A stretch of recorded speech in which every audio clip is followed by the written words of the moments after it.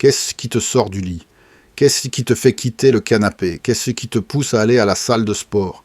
Ce n'est pas ton réveil, ce ne sont pas tes parents, ce ne sont pas tes amis, c'est toi. La seule personne qui peut faire en sorte que cela se réalise, c'est toi. Il est vraiment difficile de se laisser guider par ces excuses. Mais je ne suis pas qualifié. Mais je ne suis pas assez bon. Mais je ne suis pas assez intelligent. Mais je ne suis pas allé à la bonne école. Mais je n'ai pas assez d'argent. Mais. Si tu veux vraiment entrer dans ton futur, si tu veux vraiment entrer dans ton destin, tu vas devoir passer au-dessus de tes excuses. Et c'est ça une fête de la pitié. Quand tu as un esprit indiscipliné et que tu médites sur la mauvaise chose encore et encore.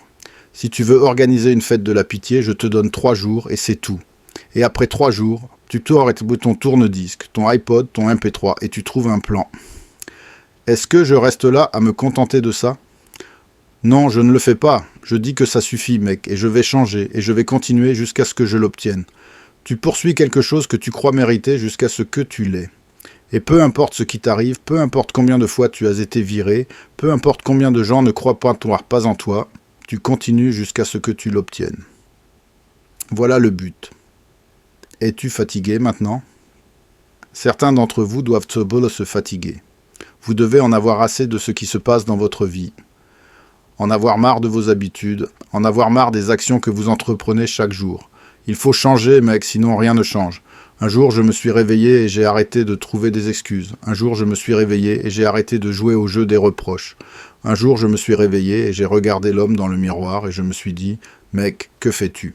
Réveille-toi, c'est l'heure du show. Allons-y, lève-toi. Va en cours, lève-toi. Fais tes devoirs. Tu te lèves plus tôt que les autres, tu restes plus tard que les autres, tu restes humble, tu travailles tôt plus dur que tout le monde quand personne n'est là. Je te garantis, quelqu'un qui se sent mal dans sa peau finira par te qualifier de « il est fait autrement ». Il est fait autrement devrait être ton étiquette, car les gens se sentent mal dans leur peau. Ta vie est exactement ce que tu voulais. Parce qu'à chaque jour, tu as eu des choix à faire, tu es responsable et crédible de chaque choix. Tu as fait les choix. Et ce que j'ai besoin que tu fasses pour moi, c'est de te demander « Pourquoi es-tu ici ?» Et ensuite de prendre la responsabilité de pourquoi tu es ici, donc tu contrôles toi-même. Ce monde ne va pas te donner ce que tu mérites.